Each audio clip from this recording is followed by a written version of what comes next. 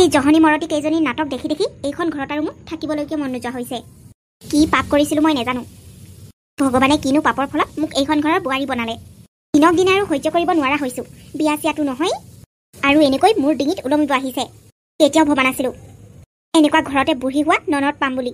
পতা নেপাই এনেকৈ ঘৰতে বুঢ়ী হৈ আছে আৰু সিহঁতক লাগে তিনিওজনীৰ কাৰণে এটাই ল'ৰা। কোনে সিহঁতক বিয়া পাতিব হৌ? বৰ একদম ফুলকুমলীয়া ছোৱালী হ'লেও এটা কথা, এই বুঢ়ী কেইজনীক মূৰটো একেবাৰে গৰম হৈ যায়। কাম ধামটো তেনেকৈ নকৰেই, মুখে বয়াই বয়াই খায়। এইবোৰ কৰিবলৈকে বিয়া হোৱা নাই। মাকজনী কি চাবা, জীয়েকহঁতক একো এটা ক'বই নোৱাৰে। কিবা এটা ক'লেই গাত পাতি ল'ব। এইবোৰ কৰিবলৈকে জীয়েকহঁতক বিয়াও দিয়া নাই। নাজানো আৰু কিমান দিন সহ্য কৰিব লাগিব ইহঁতক। মোৰ চুৰ একেবাৰে গৰম হৈ যায়। হেৰা, ভাতকেইটা হ'লনে? মই আজি ভাত চাত বনোৱা নাই দেই, মোৰটো একেবাৰে গৰম হৈ আছে। আপোনাৰ ভনীয়ে বনাইছে, খাই ল'ব। আৰু আপুনি ইমান সোনকালে আহিলে যে? ভাইকেইটা পাতি আহি পেলালো আৰু কি কৰি থাকিমনো তাত। পিছে আজি তোমাৰ বৰ খংটো উঠি আছে যেন লাগিছে।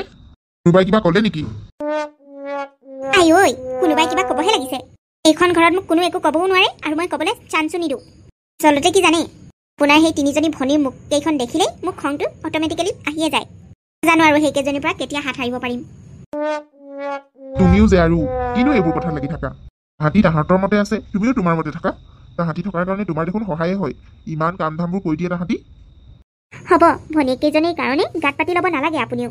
আপোনাৰ মায়েতো গাত পাতি লয় আৰু আপুনিও এতিয়া সেই গাত পাতিবলৈ ধৰিছে। মই ভালকৈয়ে জানো, কামৰ একদম হিচাপ কৰি থাকোঁ মই। কোনে কিমান কাম কৰিছে চব জানো মই। বৰ একেবাৰে কাম কৰি খুৱাই।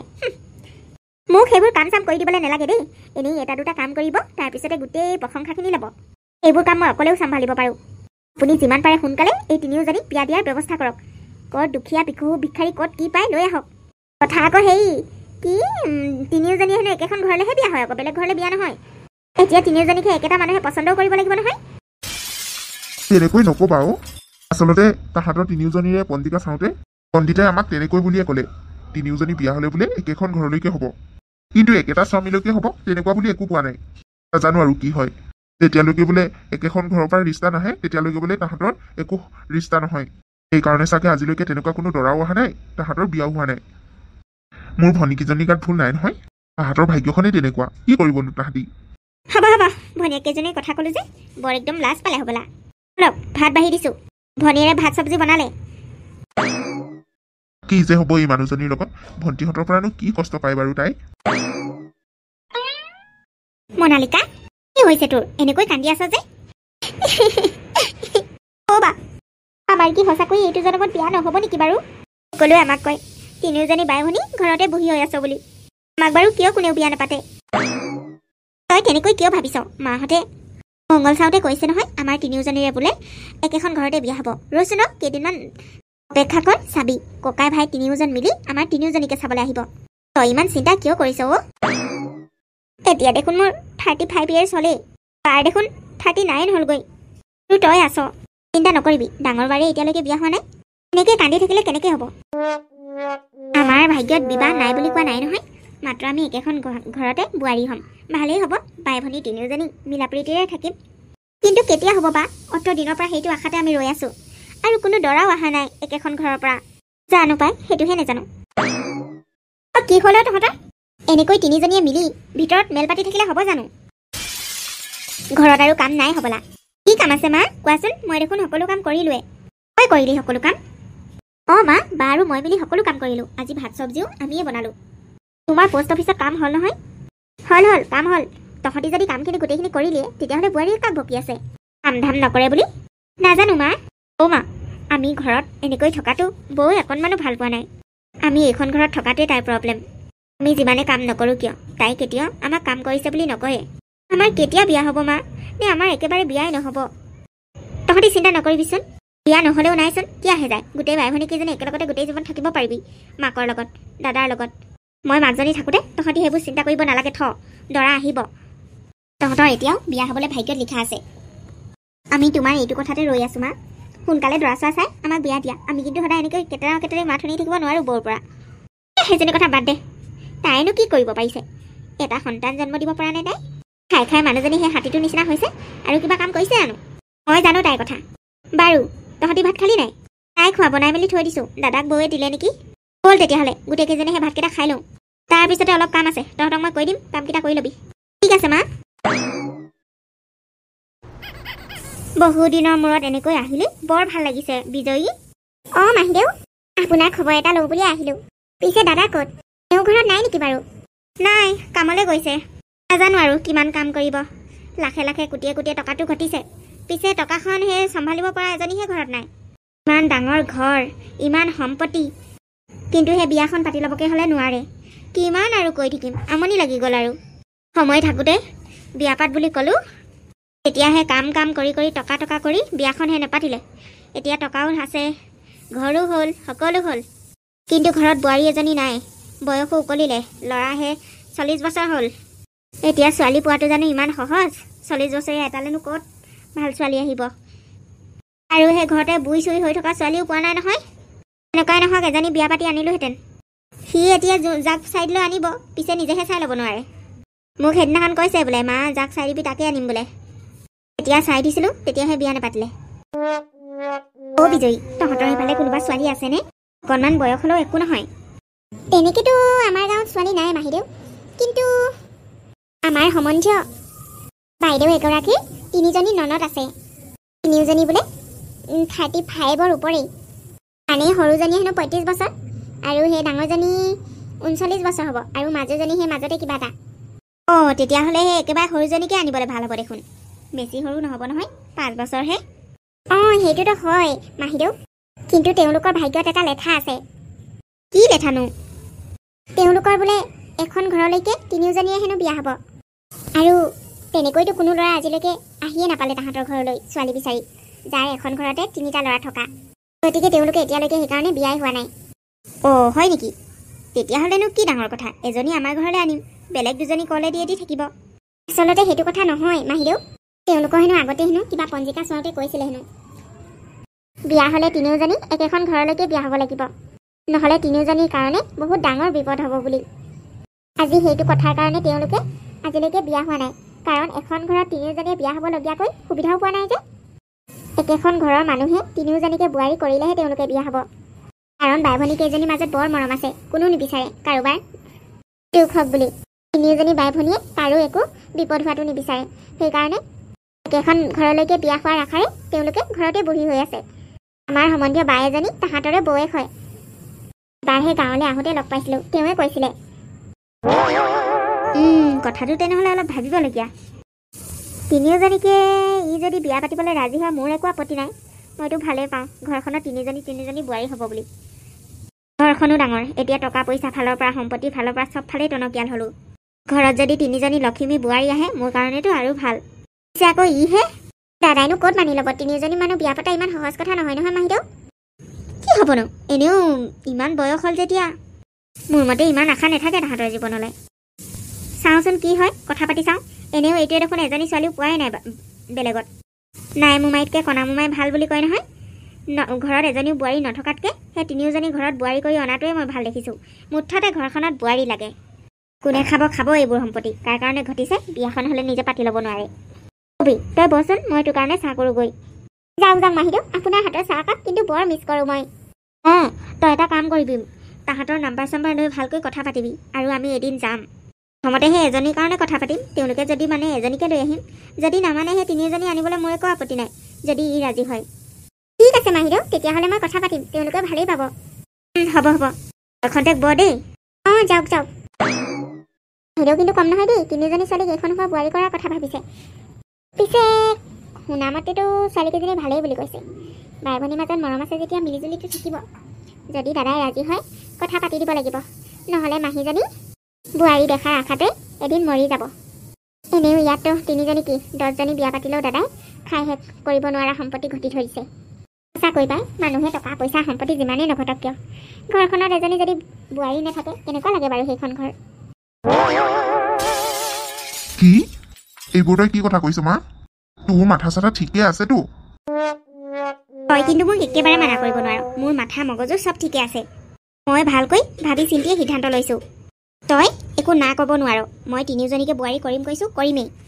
এই সোপা সম্পত্তি, এই ডাঙৰ ঘৰ কোনে থাকিব? ভালেই হৈছে 3জনী বোৱাৰী পাম, ভালেই হৈছে।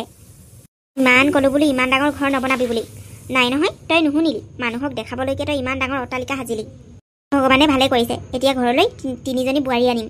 কিন্তু মা তিনিওজনী একেলগে কেনেকৈ থাকিব পাৰিব মইতো তাহাঁতক সকলো প্ৰয়োজনীয় বস্তু দিব পাৰিম টকা পইচা যি লাগে কিন্তু তেওঁলোকে জানো হ'ব বাই ভনী তিনিওজনী একেখন ঘৰলৈ বিয়া হ'ম বুলিকে আজিলৈকে বিয়া হোৱা নাই গতিকে কিয় থাকিব নোৱাৰিব একেখন ঘৰলৈ বিয়া হোৱাটো সহজ মা কিন্তু একেজন স্বামীলৈ বিয়া হোৱা এইটো জানো সহজ তই যদি হাঁ ক সকলো সহজ আৰু তই কেতিয়াও না ক'ব নোৱাৰ এইবাৰ যদি তই বিয়া নাপাত এজনী হওক তিনিজনী হওক মোৰ মতলব নাই মই কিন্তু জীয়াই থাকিব নোৱাৰিম আৰু তই মোৰ মৰা মুখহে দেখিবি এনেকৈ কিয় কৈছ মা ঠিক আছে তুমি যি ভাল দেখা সেইটোৱে কৰা ঠিক আছে তেতিয়াহ'লে মই বিজয়ীৰ লগত কথা পাতিম সোনকালে ছোৱালী চাই সোনকালে বিয়া পাতি লৈয়ে আহিব লাগিব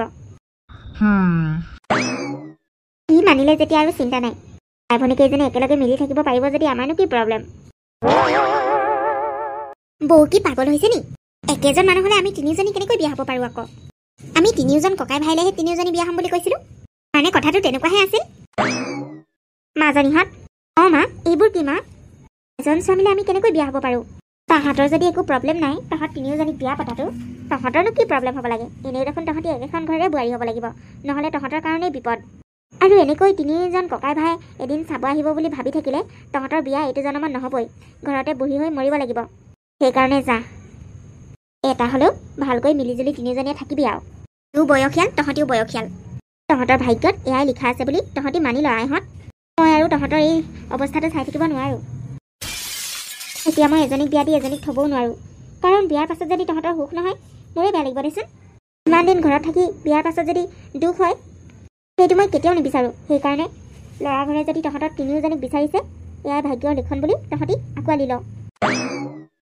মায়ে ঠিকে কৈছে অ' ইমান বছৰ মূৰত আমাক কোনোবাই চাব আহিছে না আমি কোনোবা তেওঁলোকৰ লগত এজনী বিয়া হ'ব পাৰোঁ না তেওঁলোকক নিৰাশা কৰিব পাৰোঁ আমাৰ ভাগ্য যেতিয়া এখন ঘৰলৈ লিখাই আছে গতিকে এজন স্বামীক নিজৰ স্বামী কৰি লোৱাৰ আমাৰ আপত্তিও থাকিব নালাগে আমাৰ মাজত যদি মিলাপ্ৰীতি বুজাবুজি থাকে তেতিয়াহ'লে আমি একেজন স্বামীলৈ বিয়া হৈও তিনিওজনী সুখতেই থাকিব পাৰিম অ' আমাক যে কোনোবাই বিয়া পাতিবলৈ বিচাৰি আহিছে সেইটোৱে আমাৰ কাৰণে বহুত ডাঙৰ কথা সেইটোতো হয় বা তুমি কিন্তু এইবোৰ সিদ্ধান্ত লওঁতে মোৰ লগত এবাৰ আলোচনা কৰিব লাগিছিল ভণ্টিকেইজনীক মই একেখন ঘৰলৈ বিয়া দিম তাকে বুলিয়ে এজন মানুহলৈ কেনেকৈ বিয়া দিওঁ